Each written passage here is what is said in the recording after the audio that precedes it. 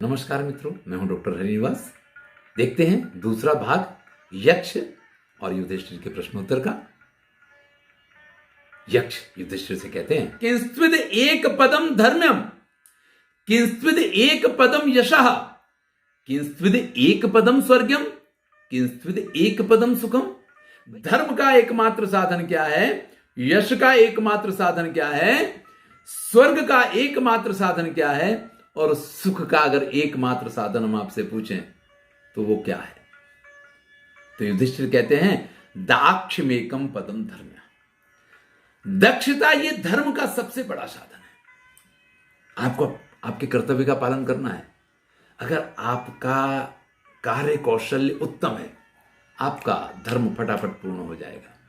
यानी अगर आपको कार्य में कौशल्य प्राप्त है तो आप अपने धर्म का निष्ठापूर्वक पालन कर पाएंगे। मैंने अगर पढ़ा ही नहीं है और मुझे विद्यार्थियों को पढ़ाना है तो मैं क्या पढ़ाऊंगा और कैसे पढ़ाऊंगा। अगर मुझ में कौशल्य है तो ही मैं अपने धर्म का निष्ठा के साथ पालन कर सकता हूं। तो धर्म पालन के लिए यहां धर्म का अर्थ हिंदू मुस्लिम सिख ईसाई वाला नहीं है। यहां धर्म का अर्थ होता है कर्तव्य। तो कर्तव्य पालन का एकमात्र आधार जो है वो दक्षता है, कौशल्य है। अगर आपको यशस्वी बनना है तो उसका एकमात्र साधन दान है। दान कीजिए, आपका नाम होता चला जाएगा। दान सिर्फ पैसे का नहीं होता है। पैसे वाले दानवीर होंगे ऐसा कहना जरूरी नहीं है।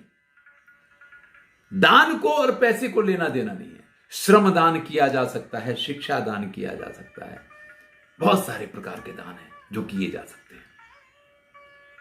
सत्यमेक पदम स्वर्गम। अगर आपको स्वर्ग की प्राप्ति करनी है तो उसका एकमात्र साधन सत्य है। आप असत्य आचरण ना करें। स्वर्ग क्या है? ये कोई आकाश में विद्यमान एक नगरी नहीं बनी हुई है कि जिस नगरी में आप जाएंगे और वहां।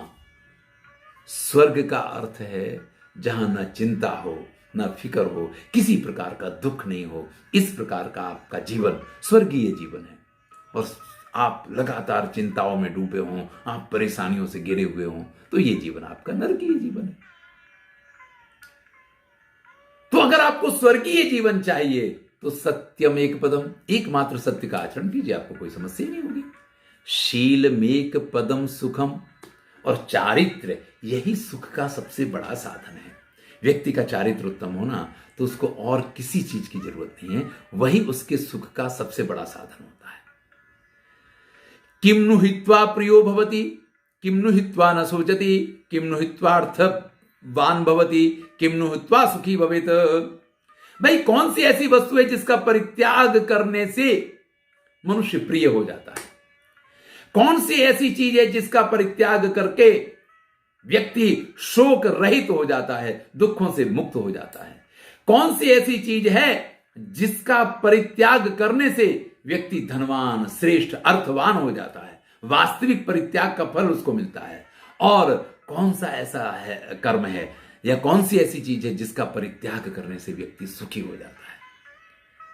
बताइए कि क्या छोड़ दें तो आप सबके लिए प्रिय हो जाएं, क्या छोड़ दें कि आपके दुख दूर हो जाएं, क्या छोड़ दें कि जिससे आप श्रेष्ठ सिद्ध हो जाएं, और क्या ऐसा है जिसका परित्याग करने से व्यक्ति सुखी हो जाता है। तब युधिष्ठिर कहते हैं, मानम हित्वा प्रियो भवति।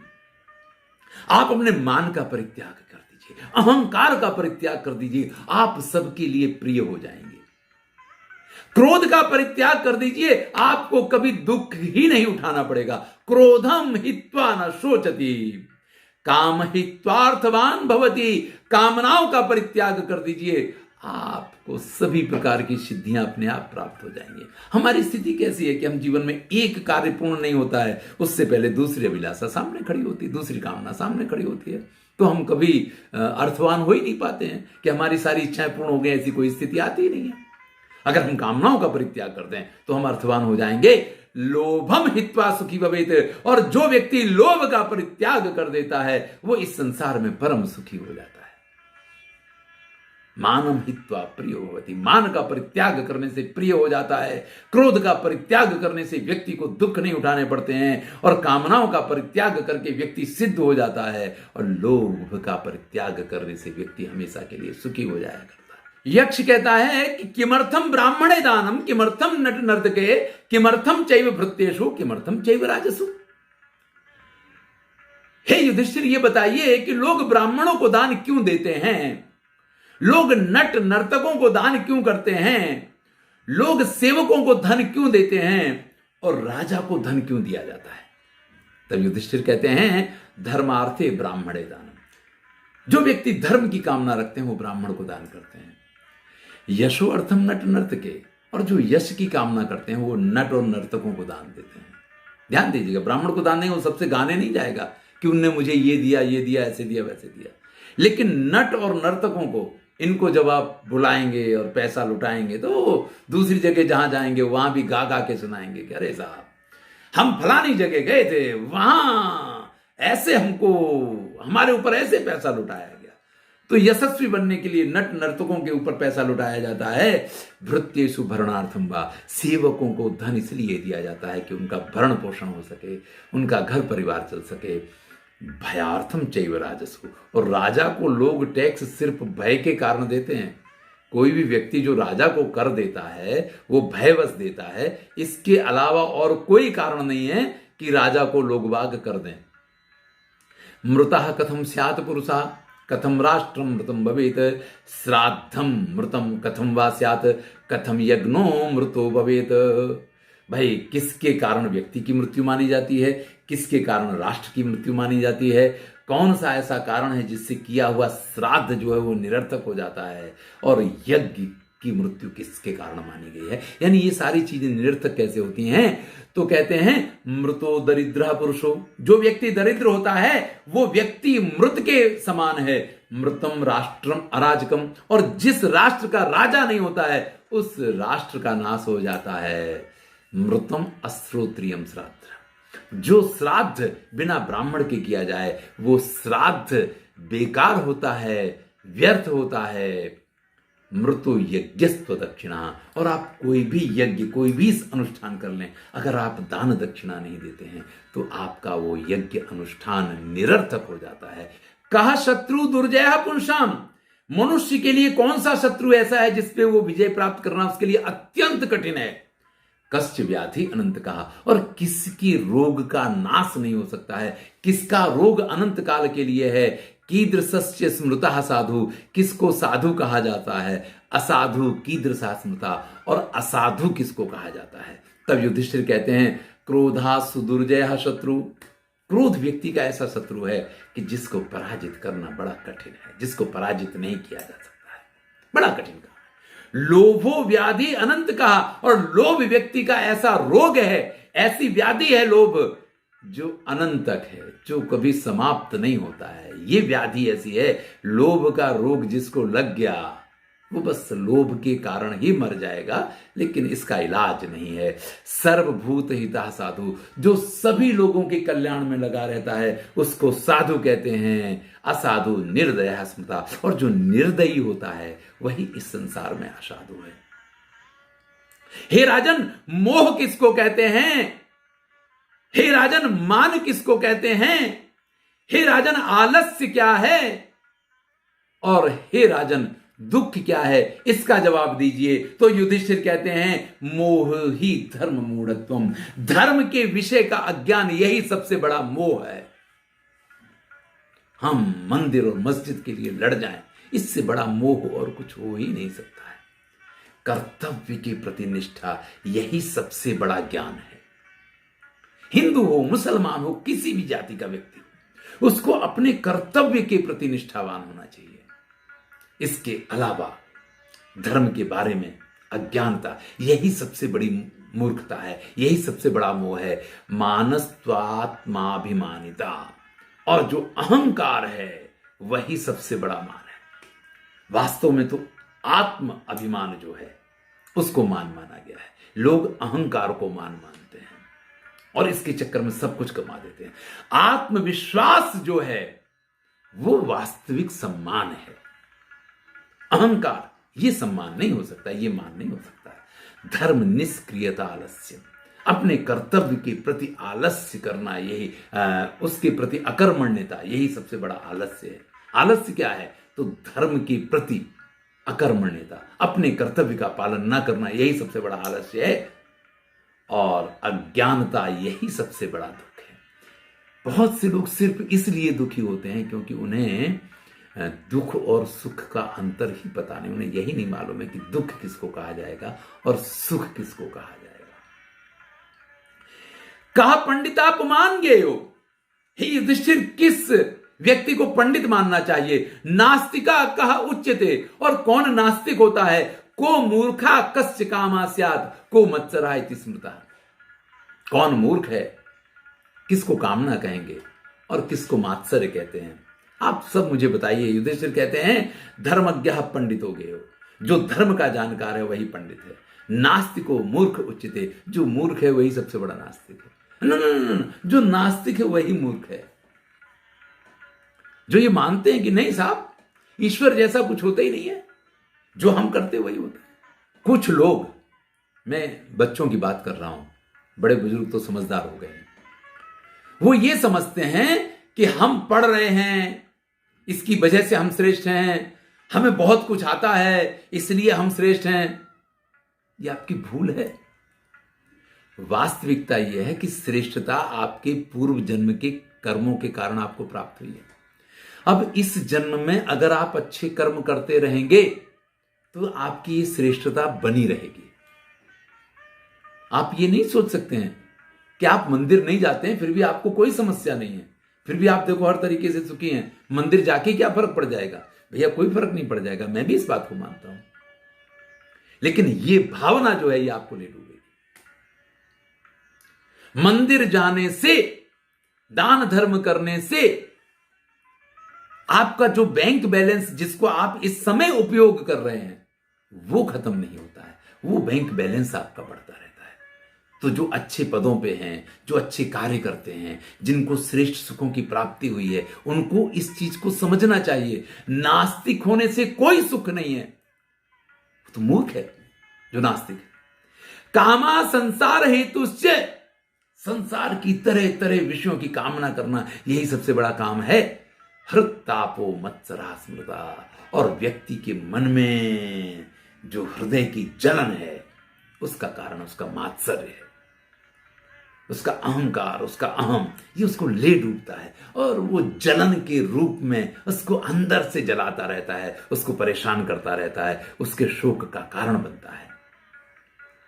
यक्ष कहता को अहंकार इति प्रोक्ता कस्य दंभा प्रकीर्ता किम तद दैवम परम प्रोक्तम किम तत् पैशून्य मुच्यते। अहंकार किसे कहेंगे, दंभ किसको कहेंगे, दैव किसको कहते हैं, और पैशून्य, पैशून्य यानी निर्दयता, पशुता जिसको कहते हैं, वो किसको कहा जाएगा? तो कहते हैं महाज्ञानम अहंकारो। ज्ञान जो है वो धर्म था, लेकिन महाज्ञान है वो अहंकार है। जब व्यक्ति ये मानने लगता है कि मेरे जैसा कोई समझदार नहीं है ना, तब समझ लीजिए कि वो अहंकारी हो। दंभो धर्मो ध्वजोच्छ्रया, जब आप धर्म को लेकर के तरह तरह की बातें करने लग जाएं, यही सबसे बड़ा दंभ है। यानी आप कर्तव्य का पालन करते हैं। मैं अध्यापक हूं, मैं पढ़ाता हूं, लेकिन मैं शिक्षा को लेकर के बड़ी बड़ी ऐसी ऐसी बातें करने लग जाऊं तो ये समझ लेना कि अब मैं पढ़ा नहीं रहा हूं, अब मैं आडंबर कर रहा हूं। यही दंभ है। इस बात को यहां कहा गया है दैवम दान फलम प्रोक्तम, और दान करने से व्यक्ति का भाग्य बनता है। भाग्य अगर श्रेष्ठ बनाना है तो दान करते रहिए, लोगों के लिए कार्य करते रहिए, आपका भाग्य अपने आप श्रेष्ठ बना रहेगा। प्रोक्तम पैशून्य पर दूषणम, और दूसरों के दोषों को देखना, यही सबसे बड़ी पशुता है। जो पशु होता है वो अपने दोष नहीं देख सकता है, वो यही देखता है कि सामने वाले ने मेरे खेत को चर लिया है, मेरे हिस्से की घास खाने आ गया। कुत्ता समझेगा कि सामने वाला मेरे एरिया में आ गया और वो उसके ऊपर टूट पड़ेगा। यही दूसरों के दोषों को देखना, यही सबसे बड़ी पशुता है। अक्षयो नरकः केन, अक्षय नरक की प्राप्ति किसको होती है? तो युधिष्ठिर कहते हैं ब्राह्मणम स्वयं आहूय याचमानम अकिंचनम पश्चान नास्ती यो ब्रूयान सो अक्षयम नरकम प्रजित। ब्राह्मण को स्वयं बुलाता है, और जब ब्राह्मण उसके पास याचना के लिए आए तो भैया मेरे पास कुछ है नहीं, इस प्रकार से जो ब्राह्मण का अनादर करके उसको भेज देता है उसको अक्षय नरक की प्राप्ति होती है।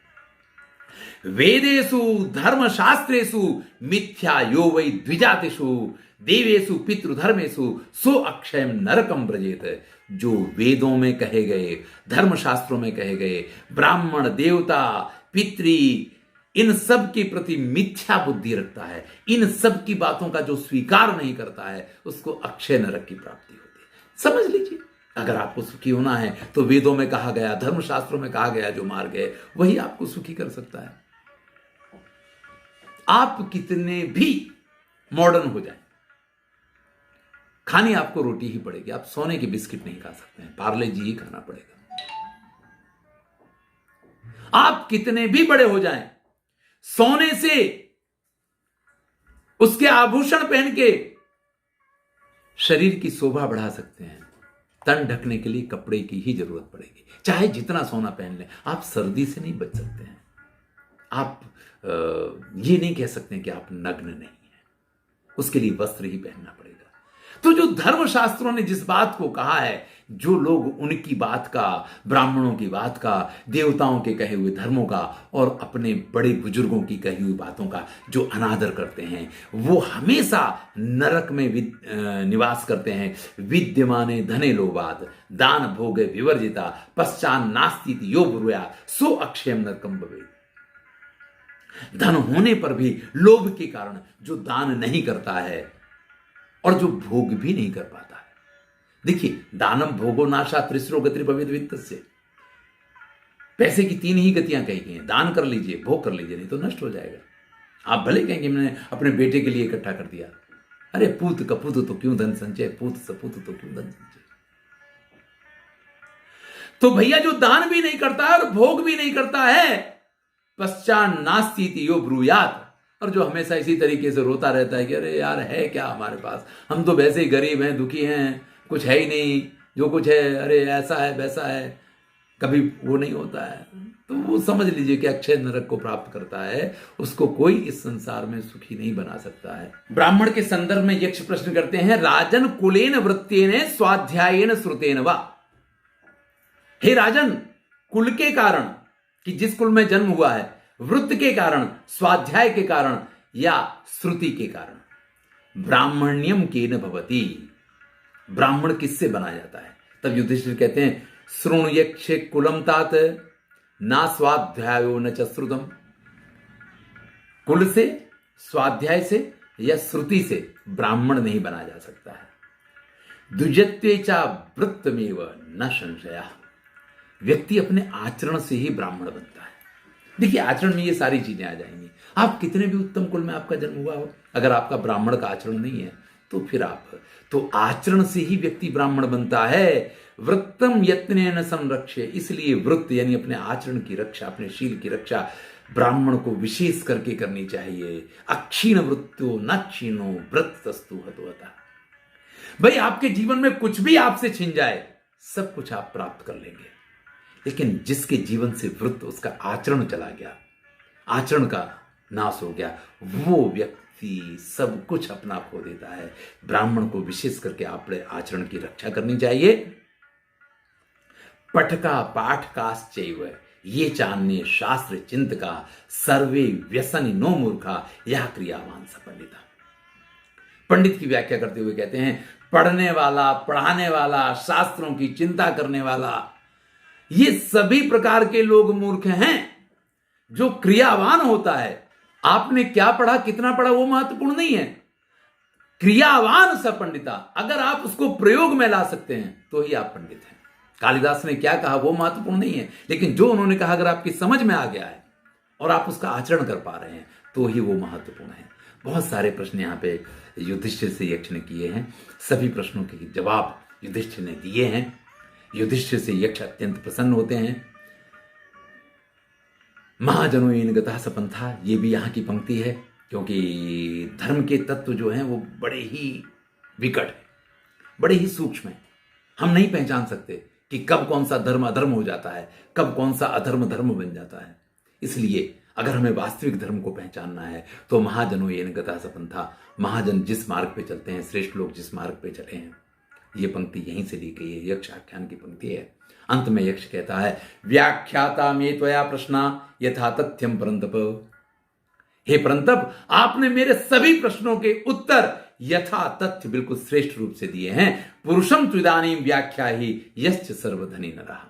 अब सबसे श्रेष्ठ और धनवान कौन है, उसकी थोड़ी सी व्याख्या आप मुझे करके दे दीजिए। चलिए इसको हम अगले वीडियो में देखेंगे। मैं हूं डॉक्टर हरिनिवास और चैनल का नाम है संस्कृत साहित्य एवं संस्कृति। महाभारत की श्रेष्ठ कथाएं चल रही हैं और ये तो सबसे श्रेष्ठ आख्यान है, इसको अवश्य सुनिएगा, क्योंकि इसमें जीवन का वो सार है जो महाभारत पढ़ने से या जिसके लिए आपको महाभारत पढ़ना चाहिए। धन्यवाद। मैं हूं डॉक्टर हरिनिवास, चैनल का नाम है संस्कृत साहित्य एवं संस्कृति।